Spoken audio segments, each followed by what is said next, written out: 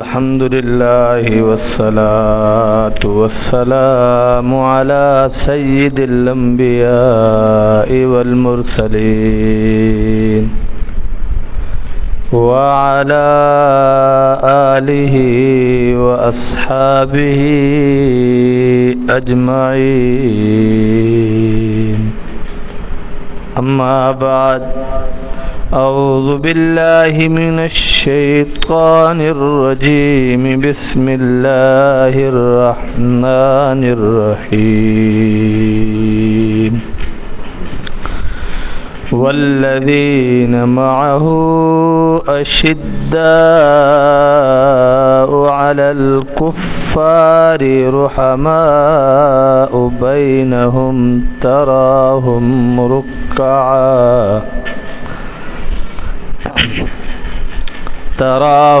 ركعا سجدا يبتغون فضلا من الله ورضوانا سيماهم في وجوههم من أثر السجود.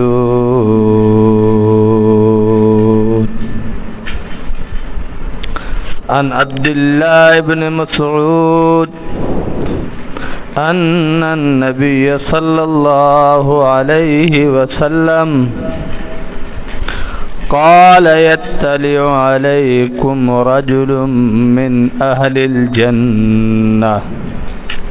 فاطلع أبو بكر رضي الله عنه ثم قال: يطلع عليكم رجل من أهل الجنة. فاطلع عمر رضي الله عنه. اللهم صل على محمد عبدك ورسولك وصل على المؤمنين والمؤمنات والمسلمین والمسلمات. میرے عزیز واجب الاحترام دوستو بزرگوں، ماہ محرم الحرام چل رہا ہے اور یکم محرم الحرام جناب عمر رضی اللہ عنہ کی شہادت کا دن ہے، اور شہادت بھی اتنی عظیم ہے کہ جن کی شہادت کی خوشخبری خود میرے اور آپ کے آقا جناب رسول اللہ صلی اللہ علیہ وسلم نے ارشاد فرمائی. احد پہاڑ پر جب احد پہاڑ تھر تھر کانپنے لگا تو اللہ کے حبیب صلی اللہ علیہ وسلم نے فرمایا: پہاڑ ٹھہر جا، کیا تجھے معلوم نہیں ہے تجھ پر ایک اللہ کا رسول، ایک صدیق اور دو شہید کھڑے ہیں. یعنی اللہ کے حبیب نے فرمایا ایک میں کھڑا ہوں، ایک ابو بکر صدیق کھڑے ہیں، دوسرا حضرت عمر کھڑے ہیں، تیسرا حضرت عثمان کھڑے ہیں. کہ تجھے علم نہیں ہے؟ تو ایسی عظیم شہادت ہے. شہادت نبیوں کو بھی چاہت تھی، نبی بھی چاہتے تھے کہ ہمیں مقام شہادت مل جائے، اللہ کے نام پر ہماری جان قربان ہو جائے. یہ مومن کی زندگی کا نصف العین ہے، یہ مقصد ہے ہمارا. مرنا تو ویسے ہی ہے، ایکسیڈنٹ پہ مر جاتے ہیں، بیماری کی وجہ سے مر جاتے ہیں، اور کسی اور ہلاکت خیز چیزیں سامنے آ جاتی ہے، ان کے سامنے بندہ آ کے مر جاتا ہے، ختم ہو جاتا ہے، نام و نشان مٹ جاتا ہے. لیکن کتنا خوش نصیب ہے وہ بندہ جو ہمہ وقت اس کوشش میں رہتا ہے، اس جد و جہد میں رہتا ہے کہ میری موت اللہ کی فرما برداری والی موت آ جائے، میری موت ایسی موت آ جائے کہ میرا دل میرے مولا کے ساتھ لگا ہوا ہو، میری زبان مولا کے ذکر میں مشغول ہو. مجھے اس حال میں موت آنی چاہیے. حضرت عمر رضی اللہ عنہ کے بارے میں حضور کا یہ فرمان آپ کے لیے اعزاز بنا. اور مغیرہ بنت شعبہ رضی اللہ عنہ کا ایک غلام تھا، ابو اللؤلؤ فیروز اس کا نام تھا. اس نے شکایت کی حضرت عمر رضی اللہ عنہ سے کہ عمر، میرا جو آقا ہے مغیرہ بن شعبہ وہ مجھ سے کچھ زیادہ میری کمائی میں سے حصہ لیتا ہے۔ حضرت عمر رضی اللہ عنہ نے پوچھا کیا کرتا ہے؟ کہا چکیاں بناتا ہوں، دانے پیسنے والی چکی بناتا ہوں۔ کہا پھر کتنا لیتا ہے؟ کہا اتنا لیتا ہے۔ کہا پھر تو مناسب لیتا ہے، زیادہ نہیں لیتا آپ سے۔ فرمایا ایک چکی یار مجھے بھی بنا دو۔ اس نے کہا ایسی چکی بنا کے دوں گا یاد رکھے گا، ایسی چکی بنا کر دوں گا یاد رکھے گا۔ چلا گیا۔ حضرت عمر رضی اللہ عنہ نے اپنے ساتھیوں سے فرمایا کہ اس نے مجھے کیا کہا ہے؟ لوگوں نے عرض کیا امیر المومنین اس نے آپ کے لیے چکی بنانے کا عزم کیا ہے۔ فرمایا نہیں، یہ مجھے قتل کی دھمکی دے کے جا رہا ہے، کیسی چکی بنا کے دوں گا یاد رکھے گا۔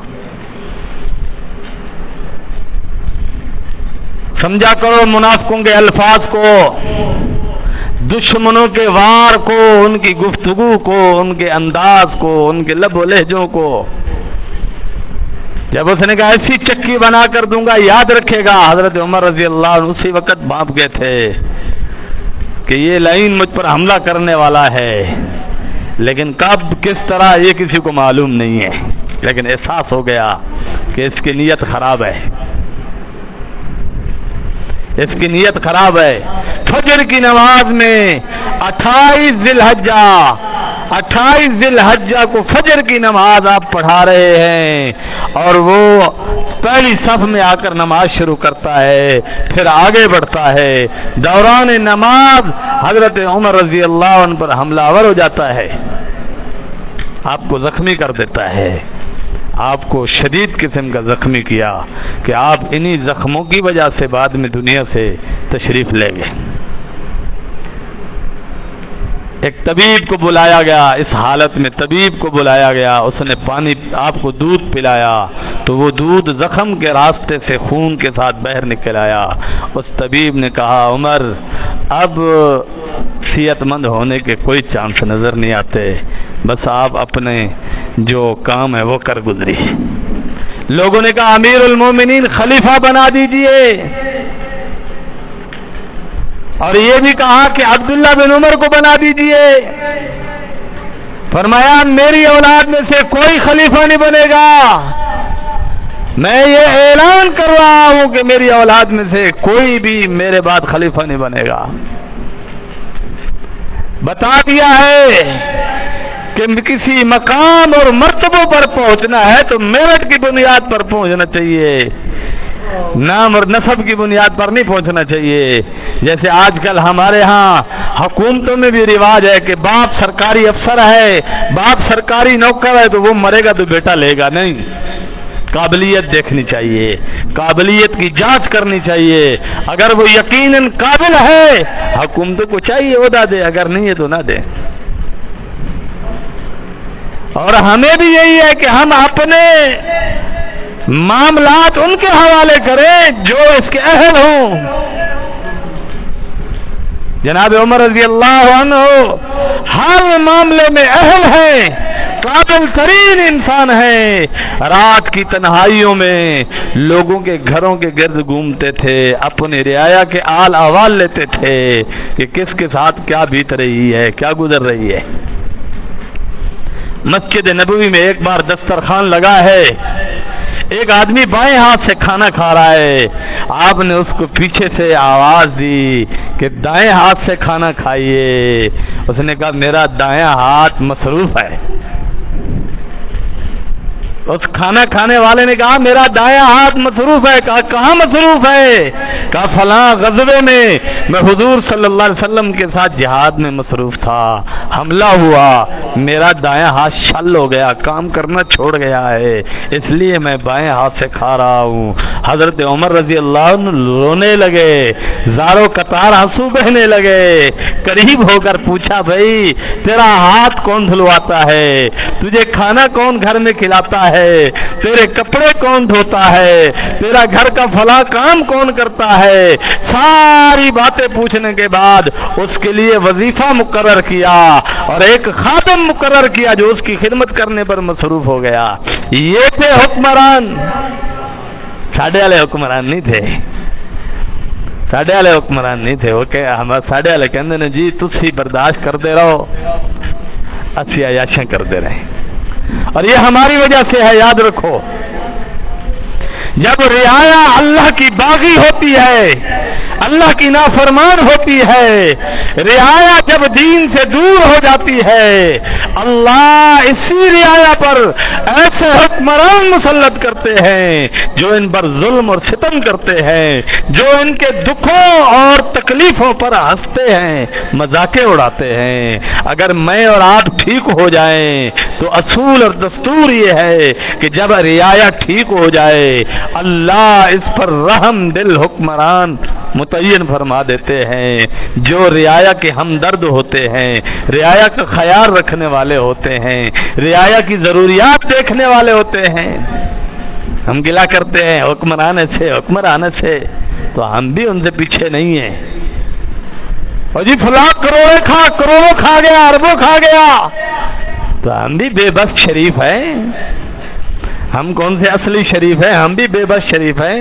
ہمارا بھی تو جہاں موقع لگتا ہے ابے کی پراپرٹی میں سے ہم دوگلا پن کر لیتے ہیں، کسی کی امانت ہمارے پاس ہو غصب کر لیتے ہیں، کسی سے ادھار لے کے کھا جاتے ہیں۔ ہم کون سے شریف ہیں؟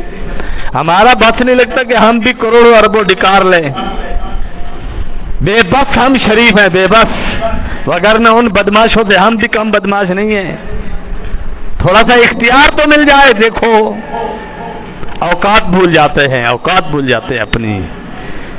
ہم یہاں سے ہم سوچ بچار کر لیں کہ ہمارے معاشرے میں ہمارے پاس 4-5 روپے زیادہ آ جائیں، ہم ان کو اڑانے میں کسی کی خاطر میں نہیں لاتے۔ کسی کو کیا خاطر میں لائیں؟ ہم اللہ کے احکام کو خاطر میں نہیں لاتے، اللہ کے اس قرآن کو خاطر میں نہیں لاتے، نبی کریم صلی اللہ علیہ وسلم کے مبارک فرمان کو خاطر میں نہیں لاتے۔ کیسے؟ اللہ کا حکم چھوڑ کر ناجائز کاموں میں مال خرچ کرتے ہیں۔ اور حضرت عمر رضی اللہ عنہ کو حضرت حسین رضی اللہ عنہ سے بہت پیار تھا۔ 10 محرم الحرام کو حضرت حسین رضی اللہ عنہ کی شہادت ہے، اور ان کی شہادت کی خبر بھی رسول اللہ نے خود دی۔ یہ بھی عظیم شہید ہے اور جنتیوں کے سردار ہیں۔ میرے اور آپ کے آقا صلی اللہ علیہ وسلم نے ارشاد فرمایا، جنت کے نوجوانوں کے سردار حضرت حسن اور حضرت حسین رضی اللہ عنہ ہیں۔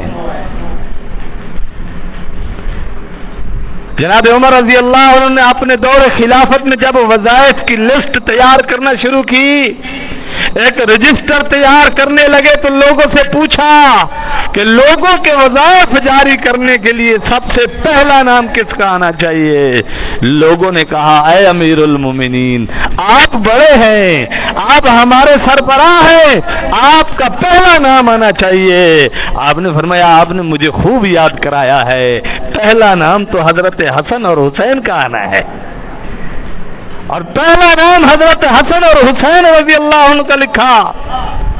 یہاں تک کہ اپنی اولاد آدمی کو بہت پیاری ہوتی ہے، لیکن حضرت عمر رضی اللہ عنہ فرماتے ہیں، لوگوں اس دھرتی پر مجھے آل رسول سے زیادہ کسی سے پیار نہیں ہے، اپنی اولاد سے بھی پیار نہیں ہے۔ پھر اس پر دلیل بھی ہے کہ حضرت عمر رضی اللہ عنہ جب وظائف جاری کیے، اپنے بیٹے کے لیے تو 300 دینار لکھے، لیکن حضرت حسن کے لیے بھی 500 دینار ہے، حضرت حسین رضی اللہ عنہ کے لیے بھی 500 دینار ہے۔ یہ پیار اور محبت ہے۔ اور جو کوئی بھی حضرت عمر رضی اللہ عنہ کے پاس آ رہا ہے، جا رہا ہے، کوئی شرائط اور ضوابط ہے کہ حضرت عمر رضی اللہ عنہ مصروف ہے، انتظار کرنا پڑ رہا ہے، لیکن حضرت حسین رضی اللہ عنہ جب چاہے آ رہے ہیں، جب چاہے جا رہے ہیں۔ ایک بار حضرت عبداللہ بن عمر رضی اللہ عنہ حضرت حسین کو روکا، کہا حسین رک جائیے۔ حضرت امیر معاویہ رضی اللہ عنہ اور حضرت عمر آپس میں میٹنگ کر رہے ہیں۔ حضرت حسین رضی اللہ عنہ واپس تشریف لے گئے۔ حضرت عمر رضی اللہ عنہ کو جیسے معلوم ہوا اپنے بیٹے کو ڈانٹا، کہاں آئے ہو عبداللہ، آئندہ ایسا نہ کرنا، آئندہ ایسا نہ کرنا۔ حضور کے خاندان میں یہ دو پھول ہیں حسن اور حسین، یہ ہمارے سردار ہیں، یہ ہمارے دلوں کا قرار ہے، یہ ہماری آنکھوں کی ٹھنڈک ہے۔ عبداللہ خبردار، دنیا کا کوئی انسان میرے پاس آیا ہوا ہو، جب حضرت حسین اور حسن آئے قطعاً انہیں نہ روکنا، وہ قانون سے مستثنا ہوں گے، جب چاہے عمر کے گھر آ سکتے ہیں، جس وقت چاہے آ سکتے ہیں، رات ہو دن ہو، بڑے لوگ ہوں یا چھوٹے ہوں، میں اکیلا ہوں یا کسی کے ساتھ مصروف ہوں، حضرت حسن اور حسین میرے گھر آ سکتے ہیں۔ اور حضرت حسن رضی اللہ عنہ، حضرت حسین رضی اللہ عنہ جب بھی بیمار ہوتے تھے یا کوئی پریشانی ہوتی تھی، حضرت عمر رضی اللہ عنہ باوجود امیر المومنین خلیفہ وقت ہونے کے باوجود بھی خود حضرت حسین رضی اللہ عنہ کے گھر تشریف لے جاتے تھے، آپ کی تیمارداری کرتے تھے، جو کوئی پریشانی ہوتی تھی اس پریشانی کو دور کرتے تھے۔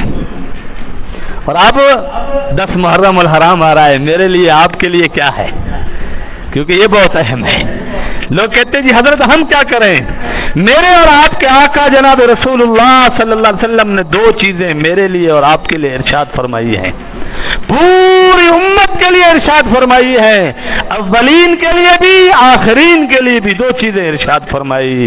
ایک یہ کہ حضور صلی اللہ علیہ وسلم نے فرمایا کہ 10 محرم الحرام کو روزہ رکھا کرو، ساری امت کے لیے حکم ہے، مردوں کے لیے بھی عورتوں کے لیے بھی۔